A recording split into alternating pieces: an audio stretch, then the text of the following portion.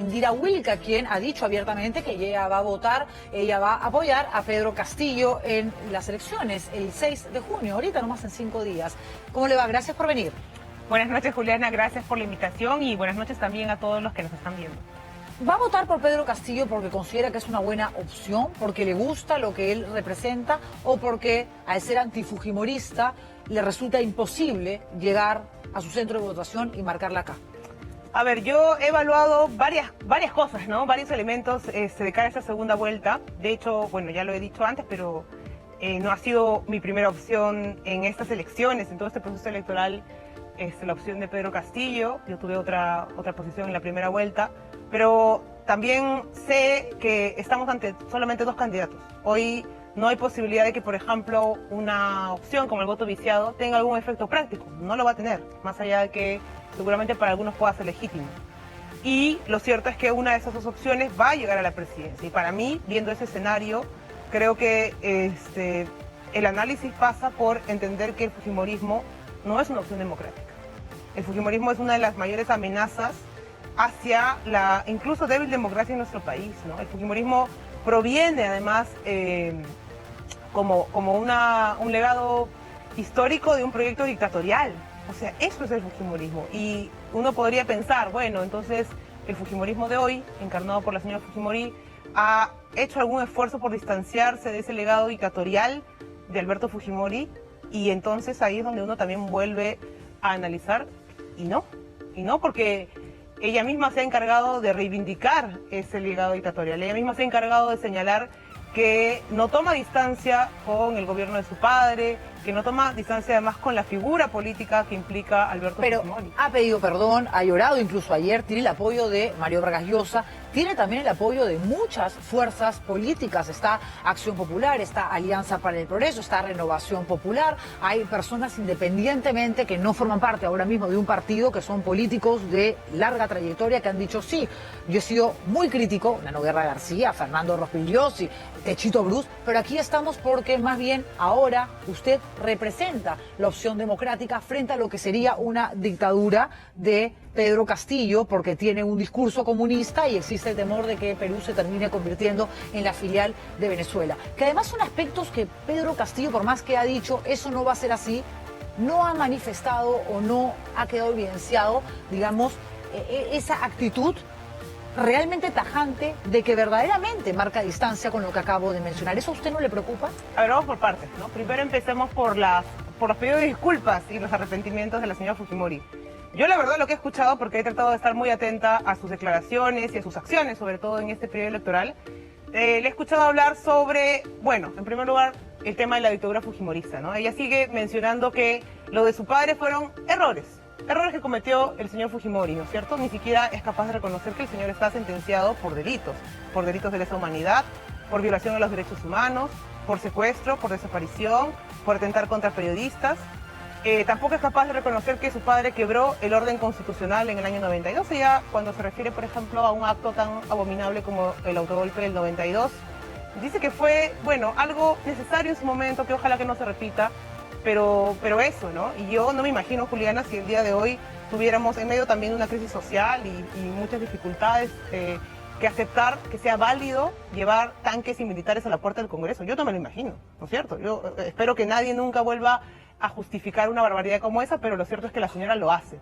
Y lo otro, sobre ya su accionar propio, ya no solamente el legado del pasado fujimorista de Alberto Fujimori, sino el de ella, su accionar totalmente antidemocrático en estos últimos años como líder de una bancada de 73 parlamentarios. ¿Qué ha pedido perdón con respecto a eso? Se ha llamado a Saavedra y le ha dicho que le podría dar un ministerio, ¿no? Porque claro, yo me sorprendí hace unas semanas, me parece, hace unos días, cuando la señora de pronto pide perdón al señor Saavedra y al señor Zavala, ¿no? Dos ministros que fueron censurados por su bancada, ¿no?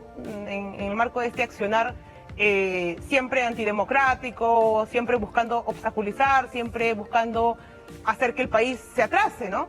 Más que una confrontación de ideas o política, era siempre cómo buscamos o cómo logramos entorpecer la labor de quien en ese momento era su adversario, ¿no? Pero las disculpas fueron hacia los señores exministros, las disculpas no fueron al país, porque censurar a un ministro de Educación, Juliana, más allá que uno pueda discrepar o no del señor Saavedra, a quien afecta no es solamente al señor Saavedra, a quien afecta es a los estudiantes de nuestro país, O sea, es a la educación en nuestro país, y yo creo que ella no se ha dado cuenta de eso. Porque usted no le perdona nada, no le cree absolutamente nada. yo más que perdonarle, porque mira, digamos que uno puede decidir si le perdona o no de manera individual. El problema es que ella no ha pedido perdón al país por lo que ha hecho, y ella sigue señalando que quien se puede haber sentido ofendido por sus acciones, bueno, les pide disculpas, pero no es que quien se puede haber sentido ofendido, Julián. Hemos vivido un quinquenio lleno de inestabilidad. Una inestabilidad que pocas veces hemos visto, porque hemos tenido que recurrir, como muy pocas veces en estos últimos 30 años, a ver si los mecanismos constitucionales que están vigentes nos permitían salir, ¿no es cierto?, de estos entrampamientos continuos en los que estábamos. Censuras, interpelaciones. Está clarísimo, además, está clara su postura de siempre con respecto a... Sí, pero quiero terminar esta idea. Lo que pasa es que quiero pasar a un tema, si me permite, porque además no quiero que queden pendientes asuntos que considero que son importantes. Porque, claro, esperar que Indira Wilca diga voy a votar por Keiko Fujimori, porque para mí ella también representa la democracia, y digo también porque para muchos es así, ¿ok? Sería algo en realidad inconcebible. Y hasta incoherente. Pero decir abiertamente que también va a votar por Castillo me lleva a mí a pensar, ¿qué pasó entonces cuando Verónica Mendoza anuncia la alianza con Vladimir Cerrón, y en un acto que yo recuerdo que felicité abiertamente en un programa de radio que tenía ese entonces junto a Marisa Glave, y dije, qué bien, o sea, están diciéndole no a ese señor que es un corrupto, sentenciado por corrupción? Además, Indira Wilca y Marisa Glave son defensoras de los derechos contra la mujer, y abiertamente Cerrón también ha tenido siempre un discurso machista, misógino, pero ahora lo tenemos a Cerrón más cerca a Castillo que Cerrón en esa época cerca a Verónica Mendoza. ¿No le preocupa eso? A ver, primero quería cerrar la idea anterior, es entonces que las cuestiones vinculadas al accionar de la señora Fujimori no se reducen a un tema de personas, no se reducen a si ofendió o no al señor Saavedra o Zavala, sino que dañó la democracia en nuestro país, y de hecho estamos en un momento todavía de crisis política que no hemos podido superar. Ahora, respecto a lo otro, yo sí creo que hay cosas que no se pueden tampoco dejar de cuestionar del entorno del señor Castillo, ¿no? Y yo lo he dicho, y yo no oculto mis diferencias con el señor Cerrón. Yo no vengo, como otras personas que hoy, por ejemplo, apoyan a la señora Fujimori, a decir que ella encarna la democracia, es la candidata perfecta y es incuestionable, porque a ese nivel está llegando también este proceso electoral, que gente que, como tú has dicho, antes le cuestionaba todas las tropelías que generaba, hoy sencillamente no son capaces ni siquiera de recordar aquello. Yo puedo decir tranquilamente que tengo diferencias profundas con el señor Cerrón, que además no dejo ni oculto que él es una persona que tiene una sentencia y que tiene que cumplirla, por supuesto, y que el poder político no puede usarse, por ejemplo, para intentar esa sentencia variarla, o en fin, o que el poder político tenga algún tipo de interferencia con la justicia. Pero dicho esto, también analizo que estoy, como decía hace un rato, en una segunda vuelta donde hay dos candidatos, y el candidato es el señor Castillo. Y el señor Castillo yo creo que ha hecho algo que por lo menos le da el beneficio de la duda, que es señalar tajantemente que él es el candidato, ¿no? Y que en su gobierno él toma la decisión, o él tomaría las decisiones. ¿Pero le parece que lo ha hecho tajantemente? O sea, aquí sí, y claro, tengo que hacer esta repregunta antes de que usted siga respondiendo, porque para mí, y creo que para mucha gente, no ha sido tajante. En el debate de Arequipa, cuando le tira la pelota a Keiko Fujimori, donde pudo haber sido más inteligente Castillo responder, digamos, porque la tenía, digamos, lista ahí la situación para él mismo contestar sobre un tema que preocupa muchísimo, que es Cerrón y los congresistas electos de Perú Libre que están vinculados a Movadef, a Sendero, y no lo hizo. Pudo haber dicho, señores, el señor Cerrón no tiene nada que ver, aquí está un documento donde yo me comprometo con nombre y apellido a no hacer caso. La semana pasada abríamos este programa, señora Wilca, con un video donde el hermano de Cerrón decía, esto es un trípode, el equipo técnico de Perú Libre, el señor Pedro Castillo y mi hermano Vladimir Cerrón. Y si Castillo se quiere ir, ahí empezaría su desgracia. O sea, mire, yo ahí no escucho esas declaraciones, pero si vamos a hablar de hermanos en esta campaña, también tendríamos que hablar del señor Kenji Fujimori, un no solamente expolítico que fue además sacado del cargo por su propia hermana, por la señora Keiko, con una, digamos, yo no sé cómo llamarla, pero una especie de acto de revancha familiar terrible que también generó otra crisis política, y es un señor que también está procesado por, entre otras cosas, haber tenido un cargamento de cocaína en su container, en su almacén, ¿no es cierto? Entonces, si vamos a hablar de hermanos, yo creo que hay muchas cosas que nos pueden preocupar, pero nuevamente yo vuelvo al tema. Pero Cerrón, más que hermano es Cerrón. Pero Juliana, tú me estás hablando del entorno, pero yo también te quiero recordar que hay entornos preocupantes para todos los gustos. Y lo decimos acá todos los días. No, y no lo cuestiono, pero yo lo que estoy diciéndote es entonces, esos son los elementos que hay y esos son seguramente los peligros o las diferencias o las preocupaciones que generan ambos candidatos. Pero ya, habiendo analizado el entorno, también quiero analizar entonces a los dos candidatos. Y yo lo que veo es entonces a una señora, que es esta persona que ya hemos hablado de sobra, de su prontuario, de su trayectoria y su carácter antidemocrático, y veo también a otra persona, que muchos seguramente no hemos conocido antes y lo estamos conociendo en este proceso electoral. Claro, pero hasta qué punto él sería el que maneje realmente el país si llega a ser presidente y no Cerrón, porque Cerrón incluso se ha reunido con personas y les ha ofrecido ministerios. Ya te hablé del señor Cerrón, yo te he dicho que yo no tengo con él mayores coincidencias. No, mi pregunta es si no le preocupa que Cerrón, al final, si Castillo llega a ser presidente, termine siendo la persona que bajo la sombra gobierne este país, como sucedió con Montesinos en la época de Fujimori. Mira, Juliana, Cerrón es una persona que no solamente tiene esta sentencia, sino que además está inhabilitado para hacer un cargo público. O sea, yo creo que el señor Cerrón efectivamente va a tener un nivel de influencia sobre su partido, pero él no puede ocupar, por ejemplo, ningún cargo de elección popular o ningún cargo tampoco nombrado a nivel político. Pero se puede hacer mucho desde la sombra, si no hay que preguntarle a Vladi, ¿no? Yo creo que mira, sí, claro, pero no estamos en un contexto similar. Yo no veo al señor Castillo que tenga, por ejemplo, el control de las Fuerzas Armadas, porque el poder del señor Montesinos no fue solamente un poder a título individual, él no era, digamos, jefe de ningún partido. Su poder, Juliana, por si alguien lo ha olvidado, se basó en el control de las Fuerzas Armadas, en el control de la policía, en el control del servicio de inteligencia, en la capacidad que tuvo para desarrollar un escuadrón de desaparición de personas. Ese fue el poder de Montesinos. Y bueno, también luego se ha conocido su capacidad que él tuvo de asociarse a entidades criminales, hasta cárteles de droga, porque acuérdate que el señor Montesinos, uno de sus poderes era justamente estos vínculos con el narcotráfico que luego aparentemente la familia Fujimori ha ido desarrollando, con lo que te hacía recordar del señor Cleño. Entonces no caricaturicemos lo que sucedió en la época de la dictadura, no, que el señor Cerrón tenga tintes autoritarios, por ejemplo, porque su personalidad es así.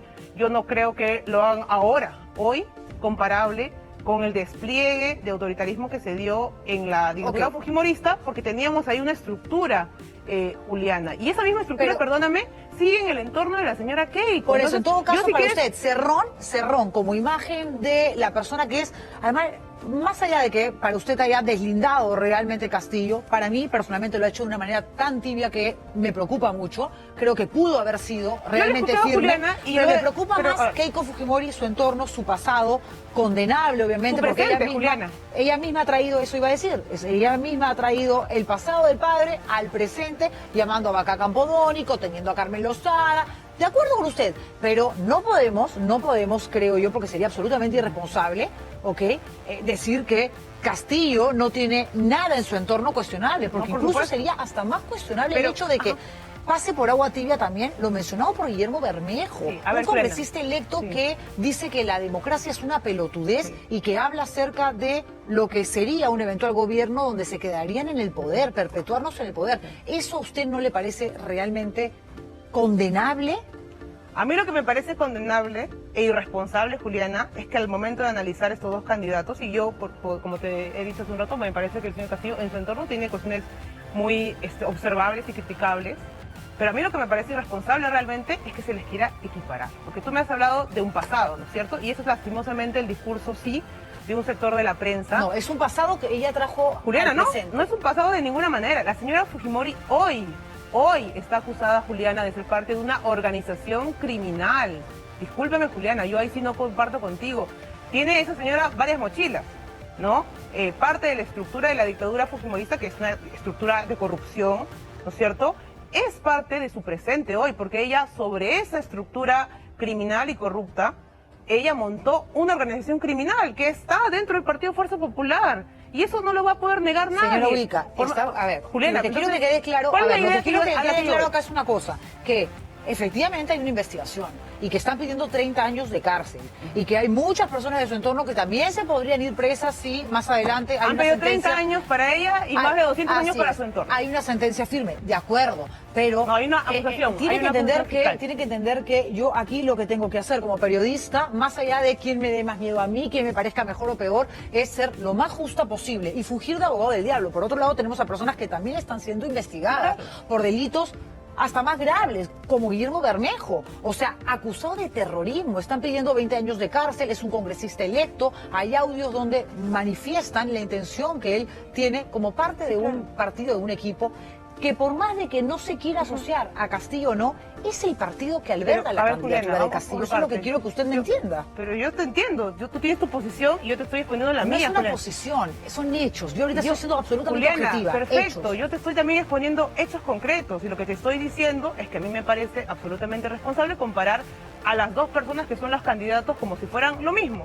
El señor Castillo tiene un conjunto de cuestionamientos, ahorita estamos hablando de ellos, pero también tiene él una trayectoria totalmente distinta a la señora Fujimori. La señora Fujimori es una persona acusada por ser la jefa de una organización criminal.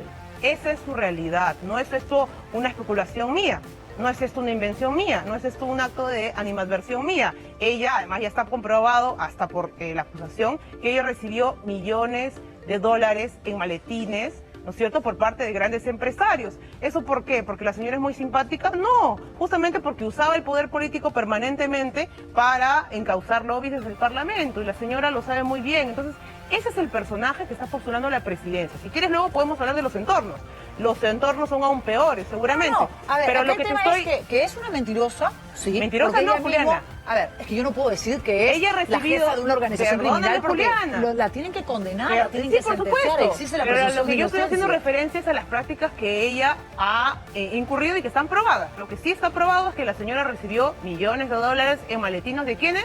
¿De hijos de vecinos? No, de grandes empresarios.